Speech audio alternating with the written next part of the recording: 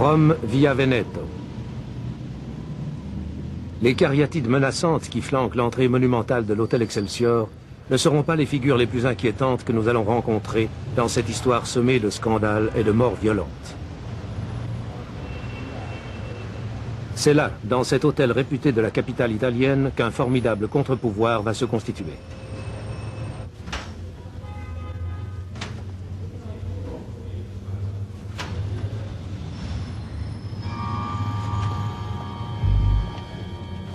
Les hommes les plus influents du monde politique et économique fréquentent les lieux.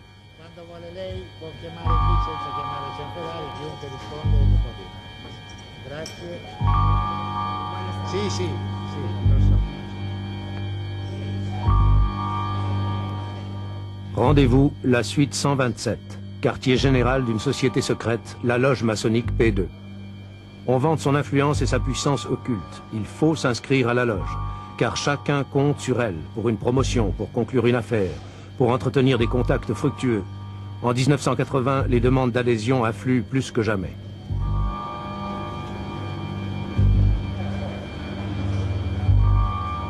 Son chef, Licio Gelli, maître vénérable, un industriel du textile qui a accumulé une fortune colossale et qui sait attirer les plus hauts appuis.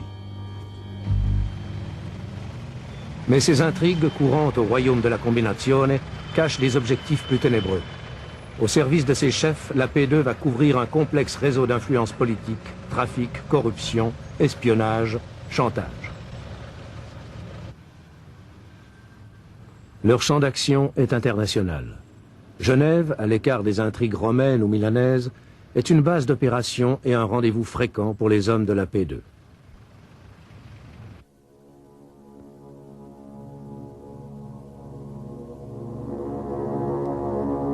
Pénitencier d'Otisville, New York. Michel Sindona. Son empire bancaire s'est effondré. Il est condamné à 25 ans pour escroquerie. Lui qui fut la gloire de la finance italienne, le sauveur de la lire. Début 81, une enquête sur ses tribulations met 2 juges sur une piste brûlante. Elle les mène chez un certain Licio Gelli. C'est le commencement de la fin. 17 mars, Arezzo et Rome sont les cibles. Tout d'abord, la Toscane. 50 policiers quittent Milan au petit matin, secret absolu. Interdiction de contacter les autorités locales d'Arezzo. 3 groupes foncent. À l'hôtel Excelsior, au domicile de Gelli, à la périphérie d'Arezzo, et à quelques kilomètres de là, à la Giole, l'usine textile dont Gelli est directeur. L'homme est en fuite. C'est questo che significa. Mais un butin stupéfiant est découvert et saisi.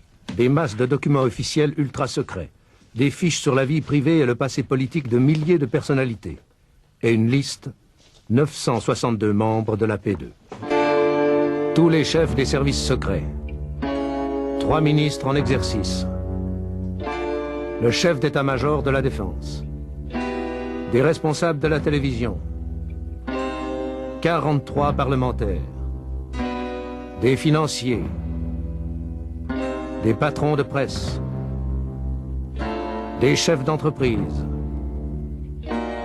des magistrats, tous les postes clés de l'État, de l'armée et 3 banquiers, Michel Sindona, Umberto Ortolani, Roberto Calvi.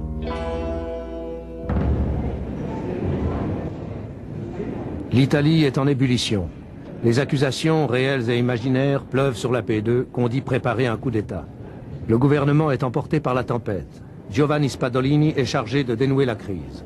Chose jamais vue en Italie, le nouveau Premier ministre n'est pas démocrate chrétien. Les têtes tombent, la loge P2 est interdite par le gouvernement. Le Parlement nomme une commission d'enquête pour examiner les implications politiques de la P2. Parallèlement, des poursuites pénales sont engagées contre le noyau central de la loge, une vingtaine d'hommes parmi les plus compromis, dont Gelli et Ortolani en fuite en Amérique du Sud et en Suisse. La commission parlementaire est présidée par une femme, la démocrate chrétienne Tina Anselmi. Allora connotazione, o nei colloqui con Gelli stesso. Appare che Ma dove se lei stava trascrivendo... Un circuit de télévision interne permet à la presse de suivre les auditions de la commission. Elle siège depuis 2 ans, le mardi et le jeudi. Ce jour-là, 4 responsables francs-maçons sont interrogés. Il y a 350 ans, dans ce palais de San Macuto, Galilée était jugé par l'Inquisition.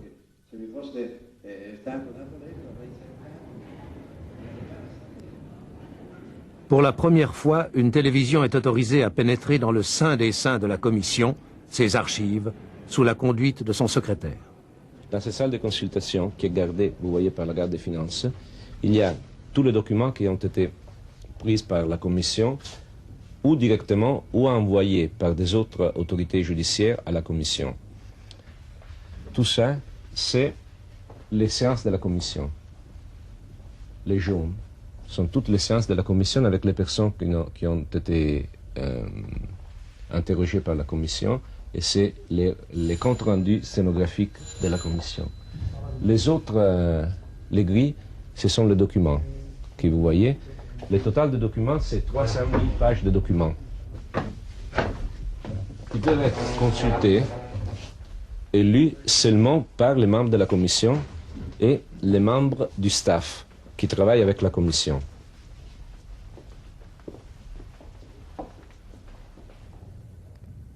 La fameuse liste de la P2 et d'autres documents ont été publiés par la commission dans un volumineux rapport.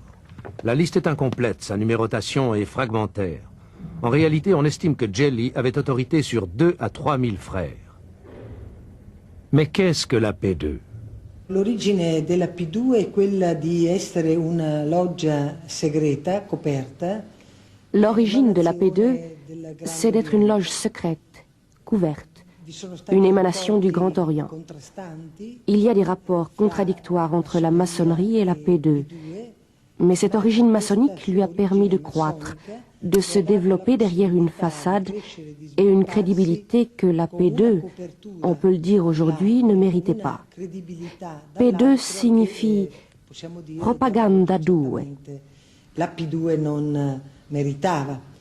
P2 infatti significa loggia propaganda 2 ed è appunto una loggia segreta. C'est une loge secrète, couverte, qui réunissait les personnes les plus importantes qui, justement parce qu'elles étaient importantes, demandaient à rester inconnues des autres frères maçons. La commission vient d'étendre l'enquête au reste de la maçonnerie. Elle s'est fait remettre les noms des 27 000 maçons italiens classés dans ses coffres. Pourquoi? Je peux seulement vous dire qu'il y a certainement une grande responsabilité de la maçonnerie dans la façon dont elle a laissé prospérer et agir la P2 comme nous avons pu l'établir.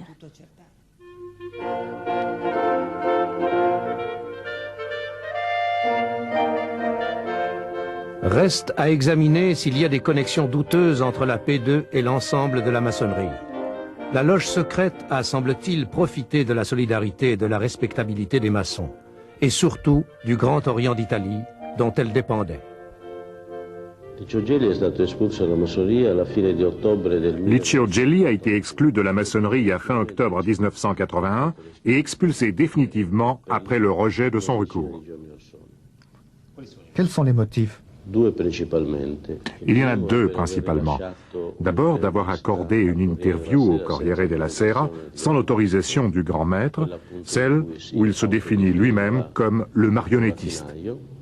Et le second motif, plus important, est d'avoir géré au mépris, ou en tout cas en dehors des constitutions maçonniques, un cercle privé improprement dénommé Loge maçonnique P2.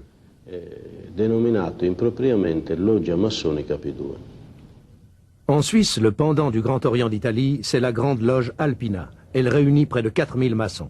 La franc-maçonnerie, c'est avant tout l'école de la sérénité.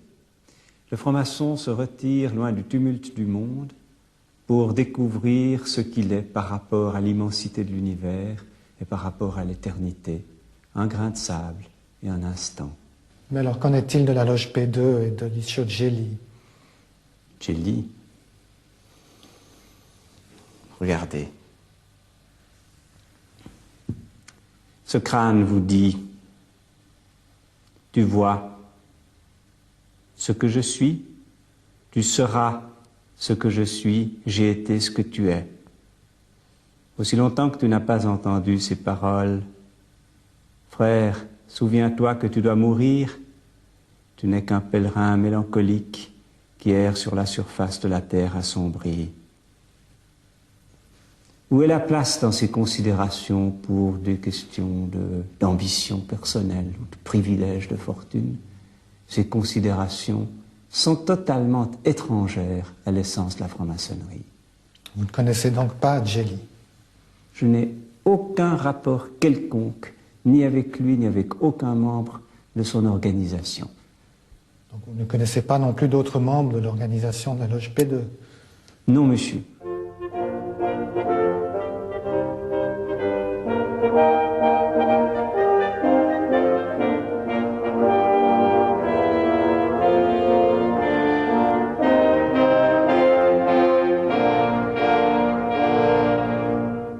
Quel est le danger que représente la P2 au sein du pouvoir italien, de l'État italien? Possiamo dire che il vero problema al quale dobbiamo dare una risposta al Parlamento e al Paese. Eh bien, nous pouvons dire que le vrai problème auquel nous devons apporter une réponse au Parlement et au pays est de vérifier si la P2, dans son fonctionnement, dans ses rapports avec la finance, la politique, les services secrets, le monde de la presse et des moyens de communication, a pu développer un pouvoir tel qu'il a corrompu ou réduit le pouvoir légitime, tel qu'il repose sur le consentement des citoyens et sur le rôle des institutions. C'est ça la réponse politique que nous devons apporter. 2 août 80. Attentat à la gare de Bologne, 85 morts. En 82, un Italien en prison à Genève déclare avoir les preuves que Gelli et la P2 ont commandité l'attentat. Mais ces documents sont faux et il se rétracte. Il affirmera avoir été payé par les services secrets italiens. Curieusement, c'est Rome qui paie sa caution. Que cache cette intrigue qui implique des juges italiens venus enquêter illégalement à Genève? Le terrorisme fait-il le jeu de la P2? La stratégie de la PD, c'était une stratégie qui avait besoin du terrorisme. C'est-à-dire, avec le terrorisme, on pouvait demander un changement autoritaire de l'État. Alors, plus de terrorisme, plus assassination de Moro et d'autres gens, et plus c'était possible une gestion de l'État autoritaire, un changement de l'État en sens autoritaire. Par contre, vous ne croyez pas beaucoup à la thèse du coup d'État? Non, je ne crois pas que la PD était une organisation pour faire un coup d'État, c'était plutôt une organisation pour déplacer les pouvoirs de l'État dehors des institutions dans les mains de gens qui étaient organisés dans la PD. Et alors, c'est-à-dire une infiltration dans l'État, une infiltration dans les institutions les plus centrales de l'État, comme les militaires, les services secrets et l'autre finance publique, etc., etc., pour vider l'État de ses pouvoirs et pour mettre ses pouvoirs dans les mains d'une organisation autre que l'État. Nous savons que les derniers services secrets dans 1977 ont été nommés avant l'affaire Moro. Tous les trois responsables, soit des services secrets militaires, soit des services secrets civils, soit de la coordination des services secrets, sont dans la loge P2. Et alors on peut dire que dans l'affaire Moro, les services secrets et les forces d'ordre, c'est-à-dire les carabiniers et la police, ont été complètement inactives. Nous savons que d'autres gens qui ont fait des enquêtes sur l'affaire Moro pendant les jours dans lesquels il était dans les mains des Brigades Rouges sont de la PD. Et nous avons beaucoup des événements, des histoires dans l'affaire dans laquelle nous retrouvons des gens qui sont P2. Nous pouvons dire que Gelli est certainement un personnage qui a eu un grand rôle dans la P2. Nous sommes cependant nombreux à penser qu'il ne peut pas être le véritable chef de la P2. On a parlé du rôle d'un ministre, notamment. Gelli a avuto vari ruoli. Gelli a eu plusieurs rôles. Il a eu certainement un rôle de relations publiques. Il est très fort dans ce domaine. Il a eu un rôle dans d'autres domaines aussi. Mais surtout si nous considérons certains rapports avec le monde politique, disons mieux avec les problèmes politiques, avec les problèmes financiers, nous ne croyons pas que les aptitudes et les qualités de Gelli soient suffisantes pour remplir ce rôle. Non crediamo che le attitudini, le qualità di Gelli fossero sufficienti per svolgere questo ruolo. En 1936, Mussolini envoie des troupes en Espagne appuyer le général Franco. Licio Gelli a 17 ans. Il est trop jeune, alors il falsifie ses papiers pour aller se battre comme volontaire dans un bataillon de chemises noires.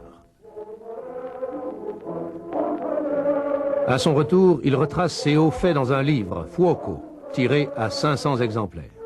Mais ses études sont médiocres et il doit les interrompre après une bagarre politique avec son proviseur. Puis, c'est la guerre, et il est mobilisé sur le front yougoslave. Tout cela est décrit dans un livre de Gianfranco Piazzesi. Ancien directeur de journal, il a été mis à la porte sur intervention de Gelli pour avoir remué un passé trop nauséabond. En 1943, Gelli refuse l'armistice. Il se rallie à la République de Salo. Dopo ritorna alla fine nel 1943, l'ultimo anno di guerra in Italia. Ensuite, en 1943, dernière année de guerre en Italie, il revient à Pistoia, sa ville natale, comme officier de liaison entre l'armée allemande et les militaires républicains. Il est l'unique Italien en uniforme allemand à Pistoia. In divisa germanica che abitava a Pistoia.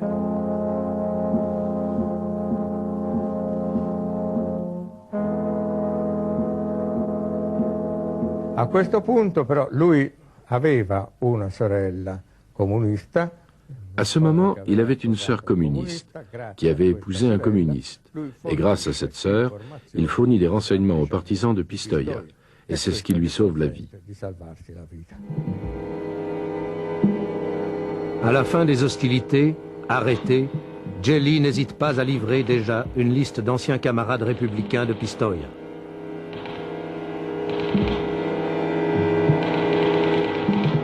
Subito dopo il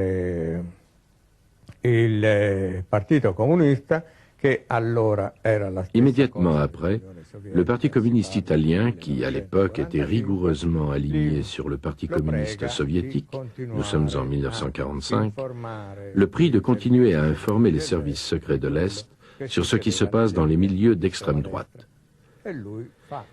Et lui, il poursuit cette activité au moins jusqu'au milieu des années 50. Gelli, toute sa vie, a toujours joué sur deux tableaux. D'abord, il a été fasciste et communiste, ensuite communiste et démocrate chrétien, et enfin démocrate chrétien et franc-maçon. Le pouvoir de Gelli a commencé à la fin des années 60, quand un des chefs des services secrets, M. Allavena, qui était dans une position centrale des services, a amené des dossiers secrets, des dossiers sur milliers de personnes en première position en Italie, qui a porté ça en dot à Gelli comme un instrument de ricatto, de chantage. Et on sait ça parce que on sait que Gelli a une archive. Cette archive maintenant c'est dans l'Uruguay. L'État italien a obtenu une petite partie de cette archive, et dans cette petite partie de cette archive, on trouve de la documentation qui vient des archives des CIFAR. CIFAR, c'était les services secrets italiens à la fin des années 60, et M. Allavena, le colonel Allavena, venait du CIFAR. Ça a été donc prouvé. Oui, ça a été prouvé. Ça a été prouvé. Alors, c'est clair que ça, c'est les commencements du pouvoir des chantages de Gelli vers la classe politique italienne.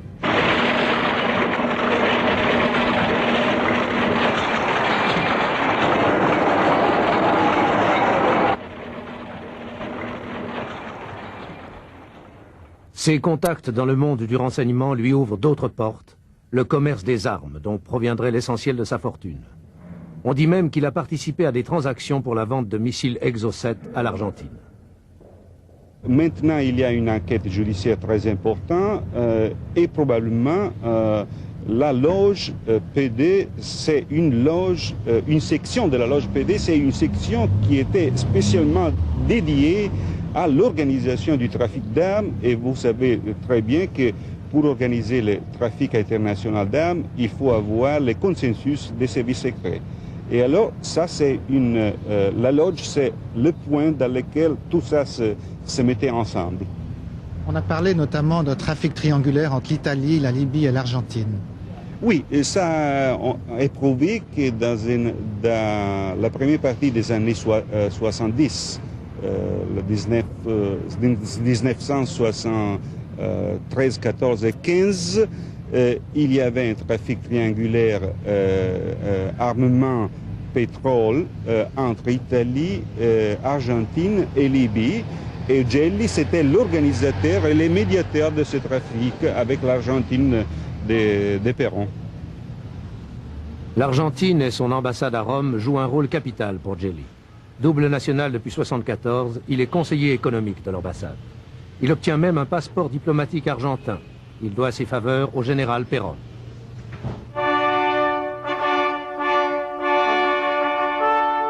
À la mort de Perón, il s'appuiera sur le sinistre José López Rega, puis l'amiral Massera, tous deux de la P2. En Italie, on voit Gelli avec tout le monde, avec le pape Paul VI, avec le président Giovanni Leone, avec le premier ministre Giulio Andreotti, que certains soupçonnent d'appartenir à la P2. Des relations qui ouvrent toutes les portes à Gelli et qui lui permettent d'accéder aux affaires les plus fructueuses. Certainement, Gelli a fait de grandes affaires. Il a commencé en vendant des chiffons et aujourd'hui sa fortune dans le monde entier, y compris dans les banques suisses, se chiffre en millions de milliards de lire. Mais le scandale P2 éclate. Gelli se réfugie en Amérique du Sud. Les accusations pleuvent sur lui.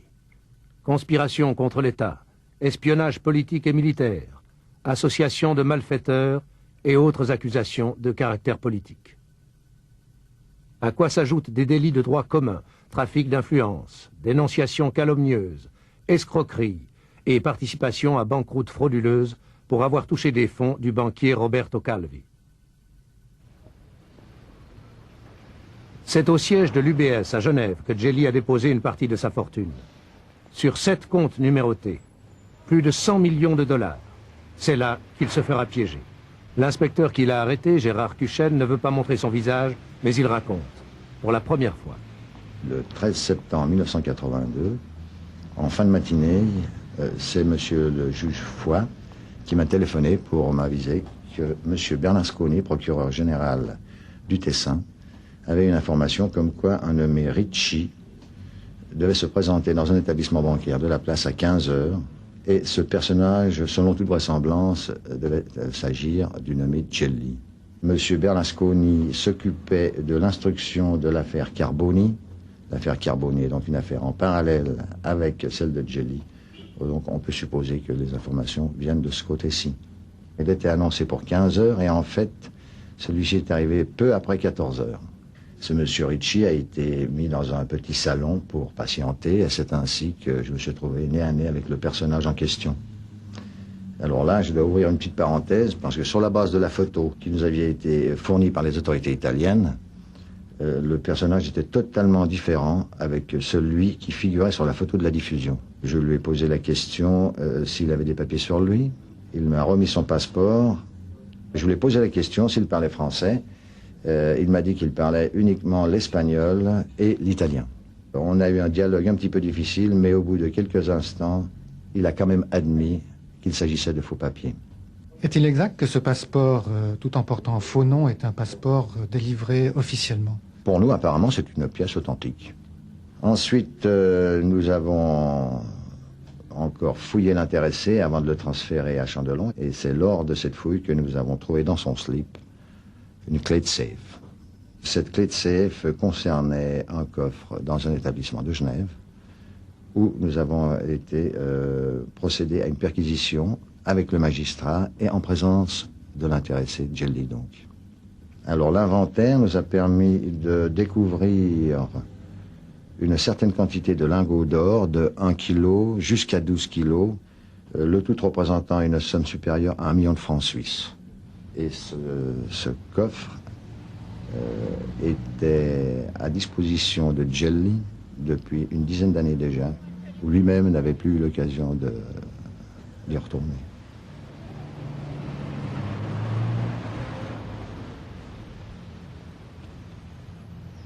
Ce qui est drôle, c'est qu'une institution comme l'Union des banques suisses, qui est une institution très importante, très forte, a donné la possibilité d'arrêter un personnage comme Gelli à l'intérieur de sa banque. Ça, c'est très drôle. Je ne connais pas la suite, mais il y a quelque chose qui n'est pas très clair. Le silence obstiné de l'UBS ne rend pas les choses plus claires. Que venait faire Gelli à Genève? Certainement pas retirer ses millions. Il y a des façons moins risquées de procéder. Alors est-il tombé dans un piège? Ou alors, convaincu de l'impunité, est-il venu au renseignement? Car 3 jours avant, le juge d'instruction sommait la banque de lui remettre tous les relevés de compte de Gelli. Le compte a été bloqué ultérieurement, après son arrestation. Le juge bloque le compte en rendant une ordonnance qu'il notifie à la banque en lui donnant assez d'éléments pour lui faire comprendre qu'il s'agit d'une affaire pénale. C'est donc à la limite du secret bancaire. En ce qui nous concerne en Suisse, la limite du secret bancaire, effectivement, se trouve lors du début de la découverte d'éléments qui permettent de croire qu'il y a une infraction pénale. Et quels étaient ces éléments qui permettaient de croire à cette infraction? Il y avait l'allégation que certains fonds étaient de provenance douteuse et nous avions le devoir de faire une enquête à ce sujet. Avez-vous pu vérifier l'origine de ces fonds? Pour une partie des fonds, on a pu retracer leur origine en remontant jusqu'à la source. Pour une autre partie, cela n'a pas été possible au vu des informations qui étaient en notre possession, mais les fonds sont restés bloqués. Ces fonds provenaient du Banco Ambrosiano? Je ne peux pas répondre à cette question. Est-ce qu'ils étaient d'origine délictueuse? Je ne peux pas vous répondre non plus. Tout ce que je peux vous dire, c'est que ces fonds n'ont pas été libérés, malgré que les avocats de Gelli en aient fait la demande.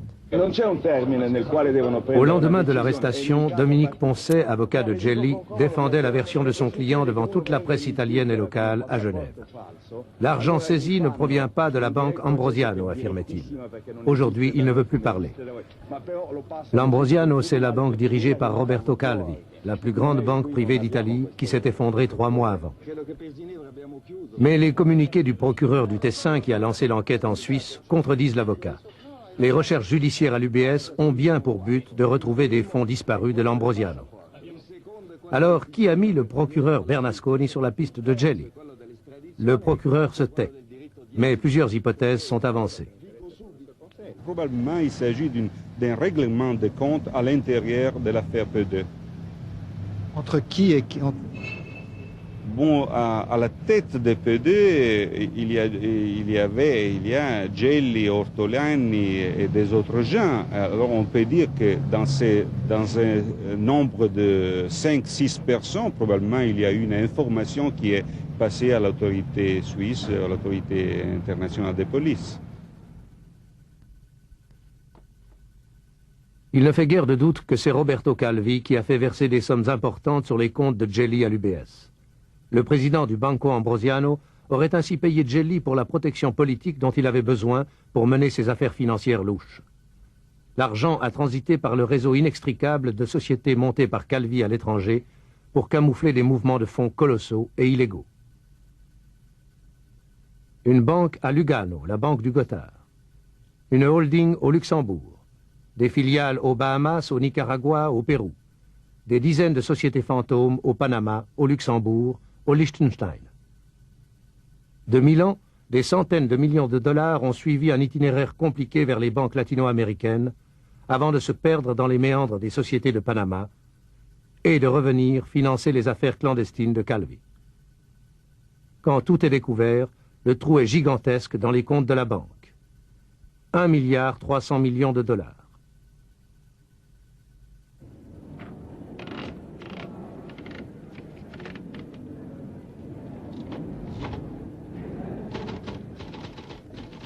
Calvi a utilisé cet argent pour ses opérations boursières secrètes et illicites. Les chefs de la P2 ont aussi largement bénéficié de cette manne.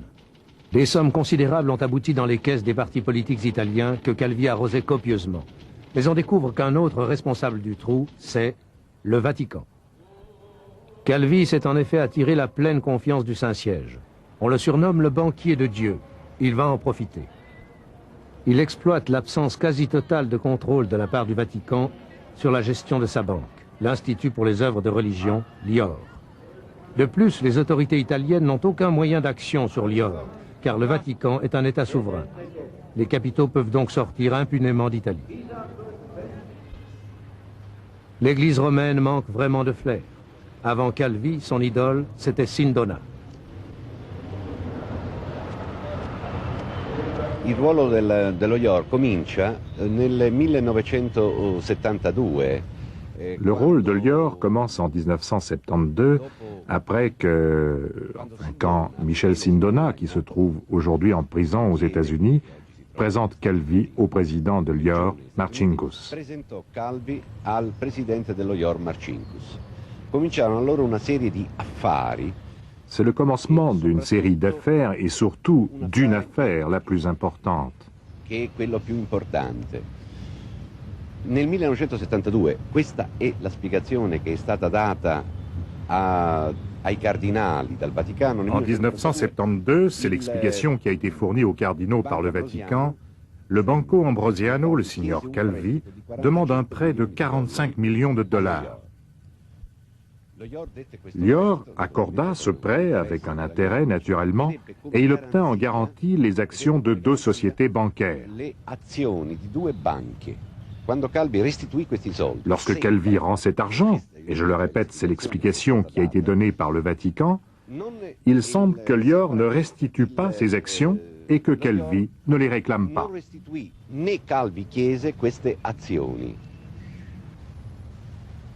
La Banque du Vatican reste donc actionnaire de ces sociétés. Puis, au gré d'autres transactions, elle se retrouve inextricablement liée au labyrinthe financier créé par Calvi pour ses escroqueries.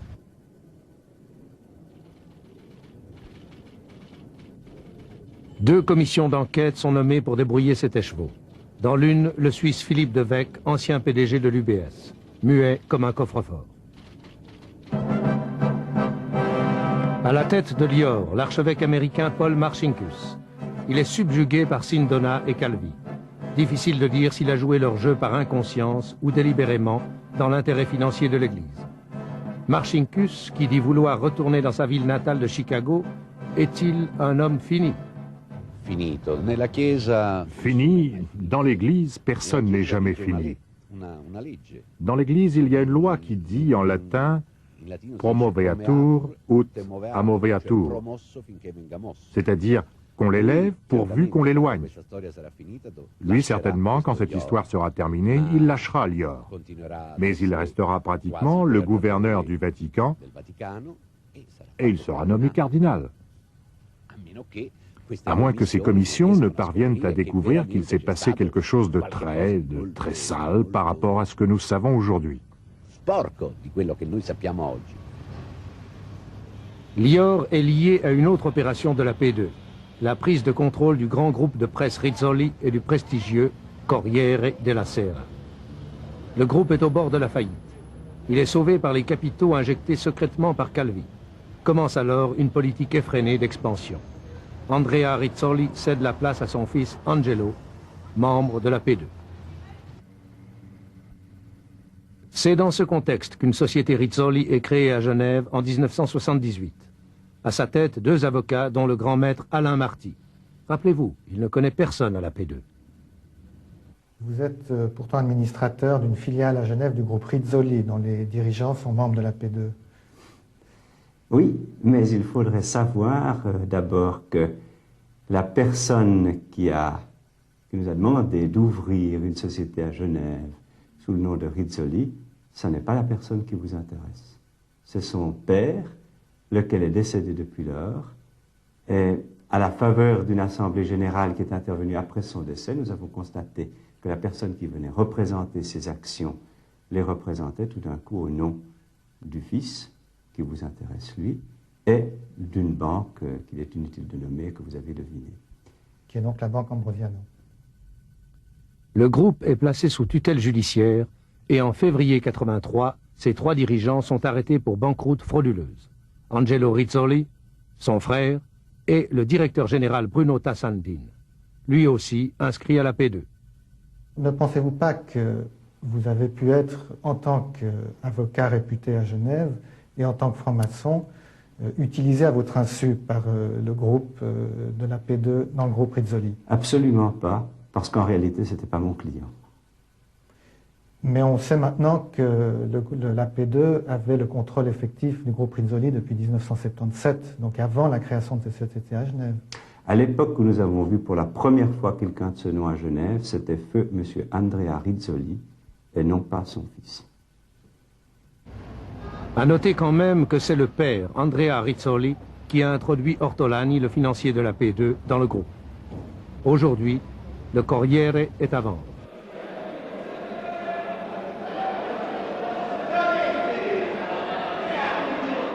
Mai 82. À la bourse de Milan, les actions de l'Ambrosiano s'effondrent. Roberto Calvi est acculé, il risque la prison. À la tête de la P2, c'est l'heure des règlements de compte. Chacun pour soi. Le fils de Roberto Calvi, Carlo, est témoin des craintes de son père. Il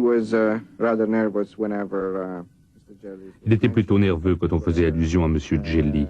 Et en particulier, M. Gelli a téléphoné de nombreuses fois à la maison. Et mon père refusait de lui répondre. Ainsi, nous avons eu la confirmation directe et indirecte du fait qu'on lui avait fait peur. Le 11 juin, Calvi disparaît. Le 18, on le retrouve pendu sous le pont des Frères Noirs à Londres, les poches pleines de briques. Rituel maçonnique, dira-t-on.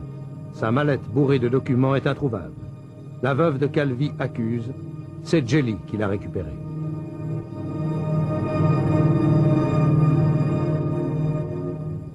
Hans Albert Kunz, un homme d'affaires genevois, a organisé le séjour de Calvi à Londres à la demande de Flavio Carboni. Kunz refuse toute interview, mais il nous a écrit « Je ne connais pas Gelli. J'étais en relation avec Carboni. Mais en affaires, on ne peut pas toujours distinguer les moutons noirs des blancs. »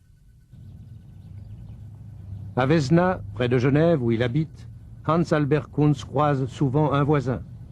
Seule une route étroite sépare leurs deux villas. Il l'aperçoit aussi parfois dans des réceptions mondaines. Un personnage illustre, un de plus, qui apparaît dans cette affaire. Le prince Victor Emmanuel de Savoie, prétendant au trône d'Italie. Installé à Genève, à l'abri des regards indiscrets, le prince est aussi dans les affaires. Et tout près de Calvi, son nom figure dans la liste de la loge P2. J'ai jamais été membre de cette loge et je vais vous expliquer pourquoi je figure sur le grand livre ou le registre, comme vous dites, de la P2. À l'époque, je travaillais en Iran avec beaucoup d'entreprises italiennes et j'ai connu Gelli ici à Genève et il voulait faire de la promotion en Iran. Et comme j'avais déjà promu beaucoup d'affaires italiennes en Iran, je l'ai connu, il est venu, je ne vous cache pas du tout, je l'ai connu, nous avons dîné 2 ou 3 fois ensemble, et il m'avait proposé certains groupes italiens pour l'Iran.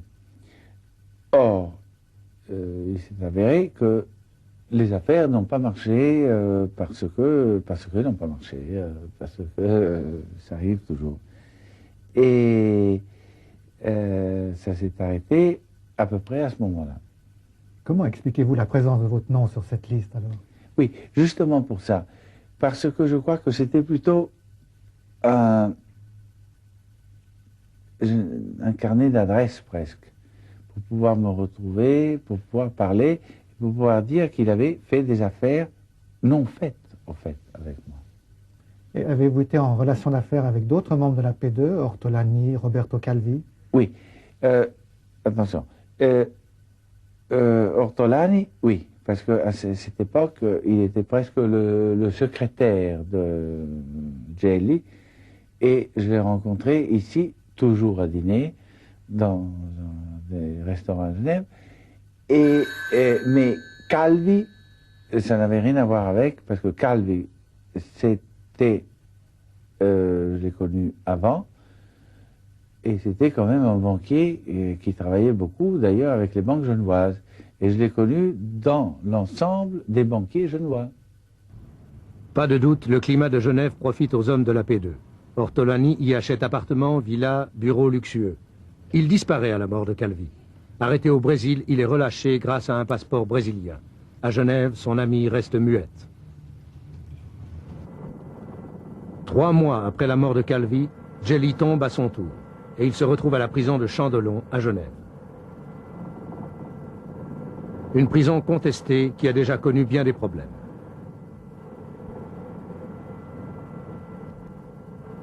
Gelli a peur pour sa sécurité. Par les fenêtres, des détenus italiens lui lancent insultes et menaces. Climat difficile confirmé par le directeur Michel Hensch. Mais celui-ci ne s'explique pas comment Gelli a pu être photographié clandestinement à l'intérieur de la prison.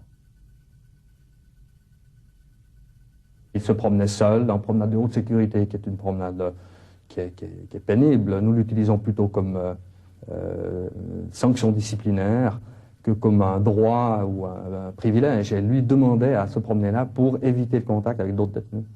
Est-ce qu'il vous a donné l'impression d'un homme imposant ou plutôt... Non, absolument pas.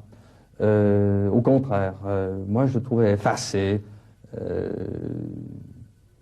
Minus serait peut-être un peu fort comme appréciation, mais un peu dans cette direction-là. On a pourtant dit qu'il avait une habileté très marquée pour connaître psychologiquement ses interlocuteurs très rapidement. On l'a dit après. C'est une fois qu'il s'était évadé qu'on a brodé, qu'on a raconté, qu'on a analysé la personnalité de Gelli. Avant, pas, en tout cas pas à notre niveau.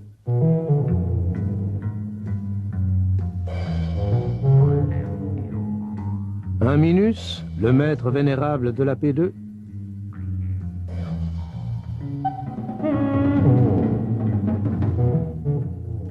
Un génial manipulateur, disent plutôt ceux qui l'ont connu. Un marionnettiste, se proclame lui-même Gelli. Mais il n'a pas la carrure d'un chef, ajoute-t-on. Il n'a aucun sens politique. Ne serait-il alors qu'une marionnette, lui aussi ?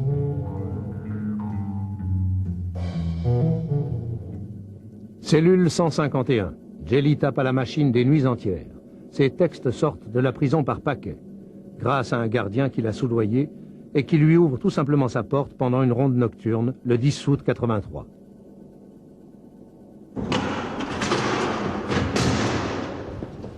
C'est trop simple. Personne n'y croit. Alors nous avons reconstitué la fuite de Gelli pas à pas dans les couloirs de la prison. Suivez-nous.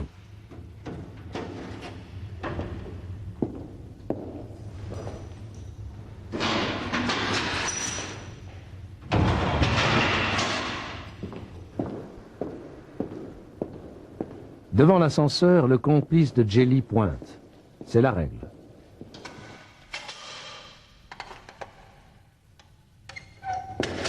Il est 2h43.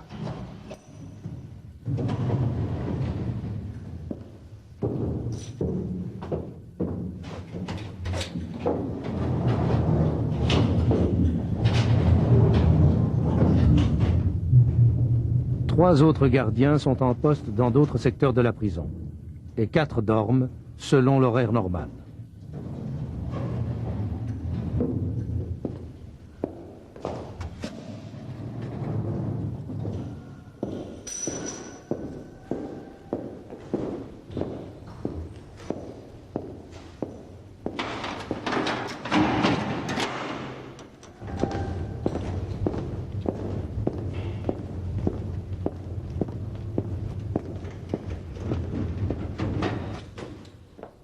Les 2 hommes traversent toute l'aile nord de la prison. Ils vont arriver à l'extrémité du bâtiment cellulaire, tout près du mur d'enceinte.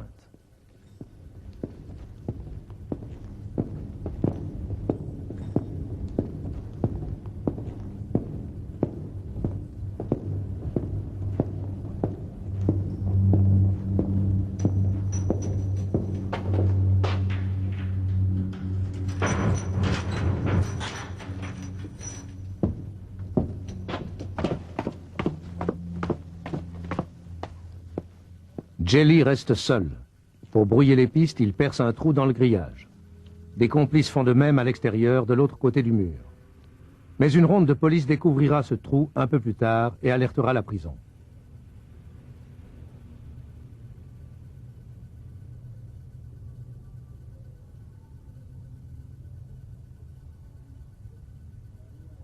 Jelly attend que son gardien prenne la garde dans le Mirador, puis il s'engage vers le parking de la prison.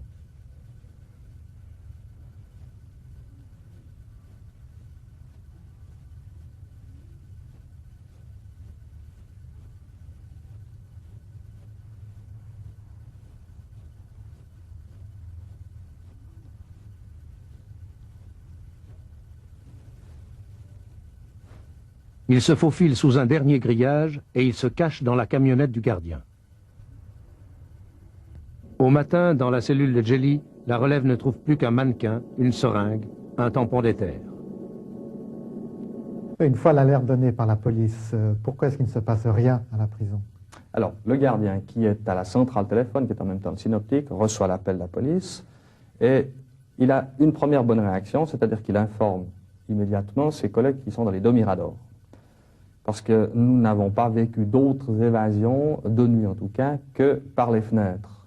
Et depuis que nous surveillons en permanence les façades, nous n'avons plus eu d'évasion la nuit. Donc, dans son idée, c'est la seule possibilité. Il fait donc contrôler les façades et on lui répond que les façades sont en ordre.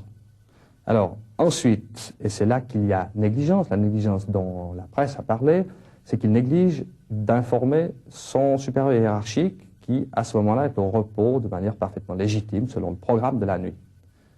Mais pas de fouille systématique, donc? Non. Et précisément, si le chef avait été réveillé, il y aurait eu fouille. Il y aurait eu des recherches plus importantes. Et pourtant, la police a appelé à plusieurs reprises par la suite. Et il se trouve que c'est chaque fois le même gardien qui a reçu ce téléphone et qui n'a pas eu cette réaction dont on se demande pourquoi il ne l'a pas eu. Est-ce qu'on ne peut pas parler de choses plus graves qu'une négligence, en l'occurrence? Je suis convaincu que non. À mon sens, c'est une négligence et il n'y a rien d'autre caché là-dessous. À 7 heures du matin, fin d'une longue attente, le gardien termine son service. Mais c'est l'imprévu.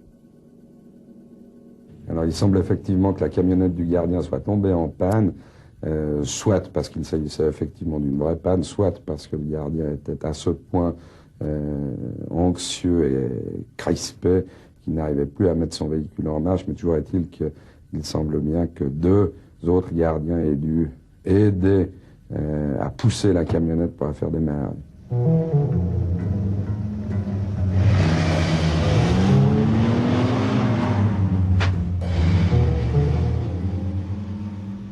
Le juge d'instruction Jean-Pierre Tremblay a pu reconstituer la cavale. Le gardien arrêté s'est mis à table.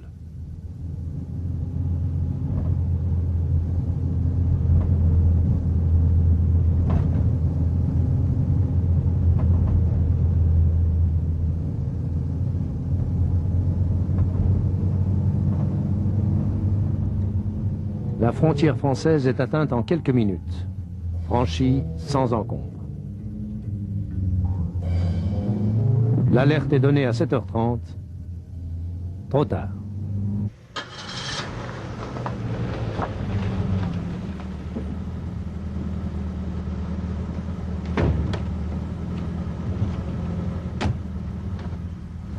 À Étrembières, changement de voiture. Jelly retrouve son fils, Raffaello.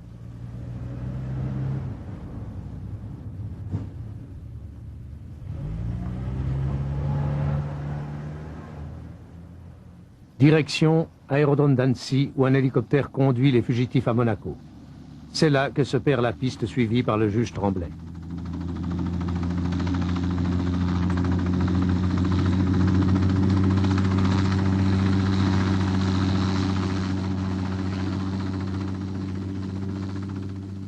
J'ai de bonnes raisons de penser que c'est bien de cette façon-là que les choses se sont passées. Étant rappelé que cet hélicoptère a été loué à 3 reprises par le fils de Jelly, sous la fausse identité de Deverini, ce décorateur qui a été interpellé et arrêté à Nice. L'hélicoptère a été loué tout d'abord une première fois les 21 et 22 juin pour une opération de reconnaissance, puis pour les 27 et 28 juin, l'opération a été annulée, et enfin, pour les 9 et 10 août où l'opération s'est faite. Or, il est formellement établi que les 3 fois, c'est le fils de Djeli qui a loué l'hélicoptère et qui en était, en tout cas 2 fois, le passager. Donc pour vous, ce serait une manœuvre trop importante pour créer simplement une diversion? Oui. Monsieur le Président, beaucoup de gens restent convaincus que l'évasion de Djeli était impossible sans d'autres complicités à la prison. Qu'en pensez-vous? Je n'en pense rien du tout. Ce que je sais pratiquement, c'est qu'un gardien a trahi. Un gardien a ouvert les portes, a fabriqué de fausses clés, a voulu emporter et a emporté le détenu Djeli dans son fourgon le matin de l'évasion, le 10 août dernier. Ce que je sais, c'est que des négligences ont eu lieu à la prison durant la nuit, la routine aidant, que l'évasion a failli, en quelque sorte, échouer, mais que la négligence aidant, un certain nombre de gardiens n'ayant pas fait ce qu'ils devaient faire, c'est-à-dire observer les directives, eh bien, le monsieur est parti. Pour vous, pas d'autres complicités, donc? Ce n'est pas à moi à déterminer s'il existe d'autres complicités pénales, c'est la justice pénale, réserve étant faite, bien sûr, la séparation des pouvoirs, à déterminer si oui ou non d'autres complicités ont été matérialisées à la prison. Ce que je puis affirmer, que j'ai appris après coup, c'est que le fonctionnaire en cause s'est fait promettre 2 millions de francs suisses pour perpétrer son délit. Vous aviez eu des soupçons contre ce gardien déjà? Oui, des soupçons, mais pas plus. Nous avons subodoré que peut-être il y avait des contacts entre Licio Djeli et ce gardien qui dépassaient un peu le cadre strict des fonctions du gardien. Étant donné la personnalité du détenu, pourquoi est-ce qu'on n'a pas déplacé le détenu ou même déplacé le gardien?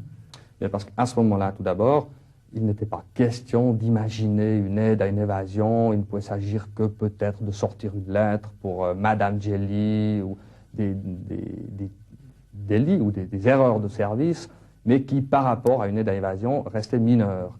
Et nous cherchions d'abord à avoir des preuves de ces fautes de service avant d'intervenir. Mais cela couplé aux avertissements italiens de risque d'évasion, est-ce que ce n'était pas une raison suffisante pour déplacer Djeli? Non, parce que les avertissements italiens, qui nous venaient via Berne d'ailleurs, ont toujours parlé d'actions venant de l'extérieur, de commandos même violents, on a même parlé d'hélicoptères, et l'idée que simplement un gardien pourrait conduire Djeli pratiquement par la main jusqu'à l'extérieur de la prison, ne nous a en fait jamais effleuré. Qu'en est-il des avertissements venus d'Italie sur l'éventualité d'une évasion? Ces avertissements étaient donnés en novembre 1982 et en février 1983, sauf erreur de ma part. Il y a chaque année à Genève pratiquement des dizaines de milliers de téléx qui viennent, qui nous avertissent de tel ou tel événement possible. Parfois, ce sont des téléx qui, donnés à la police, parlent d'indications données par des gens honorables, parfois moins honorables, des indicateurs à proprement parler. Et les quelques téléx qui ont été adressés à Genève pour dire que M. Djeli préparait son évasion ont été pris au sérieux. On a fait des rondes de police, on s'est interpellé. Il y avait des noms, les noms étaient vérifiés dans les hôtels. En vérité, ces téléx ont été pris au sérieux, mais je rappelle, novembre 82, février 83.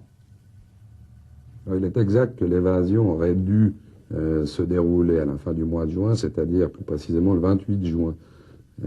Pour diverses raisons, cela n'a pas été possible, et en raison des vacances du gardien, le projet a été remis à son retour de vacances, et c'est pour la raison pour laquelle il s'est déroulé au début du mois d'août. L'affaire passionne. On ne croit pas à la version officielle. Le téléjournal demande à Guy Fontanet s'il va démissionner. La gauche obtient une séance extraordinaire du Grand Conseil, la première depuis 35 ans.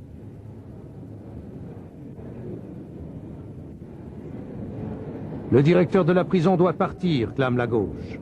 Exploitation électorale, répond la droite. Traitement de faveur, sollicitude capillaire, lance le doyen Jean Vincent. Il fait allusion aux cheveux teints de Djeli. Une commission parlementaire d'enquête est décidée. La majorité juge insuffisantes les explications de Guy Fontanet, qui souligne qu'il n'est pas seul en cause. Est-ce qu'on aurait pu imaginer un transfert de Djeli dans une autre prison suisse?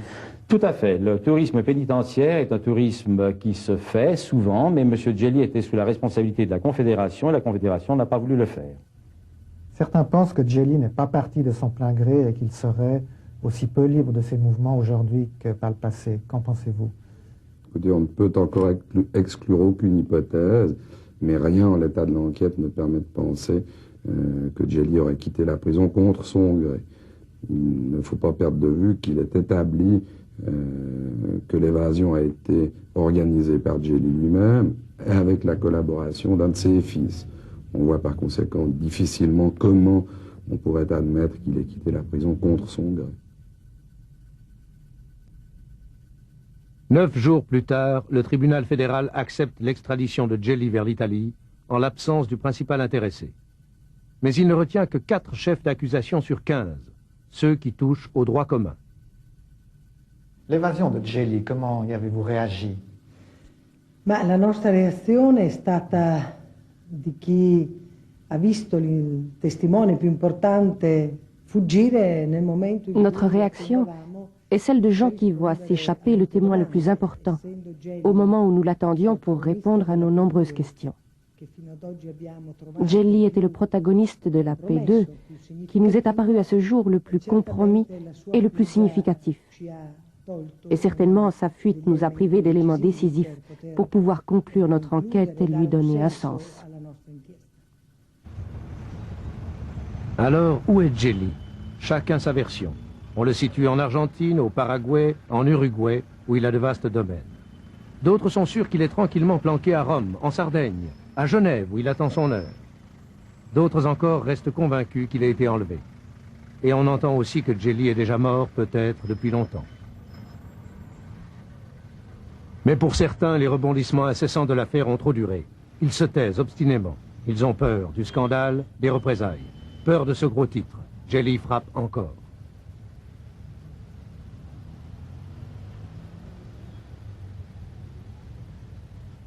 Nous sommes convaincus que la P2 est encore vivante, qu'elle bouge, qu'elle agit, qu'elle se défend. Et on peut même dire qu'elle contre-attaque. Donc notre tâche n'est certainement pas terminée. Ça, ce n'est pas une affaire italienne, un scandale italien, mais je crois que c'est la vraie histoire du pouvoir en Italie dans les dernières 10 années. Alors on comprend comme des gens ont peur parce que ou sont dans le pouvoir ou ont peur de ce genre de pouvoir qui est très ramifié, très répandu dans toute la société et les institutions italiennes.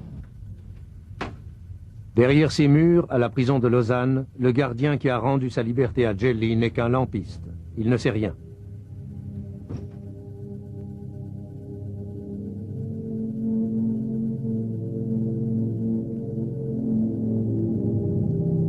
Les juges et les enquêteurs, en Suisse, en Italie, ne détiennent que des bribes de vérité. Les députés de la commission P2 sont freinés par les pressions politiques. Toutes les compromissions n'ont pas été découvertes, tous les noms ne sont pas apparus en plein jour. Et la grande réussite de Licio Gelli, c'est que personne ne semble vraiment pressé de le retrouver, lui et ses redoutables secrets.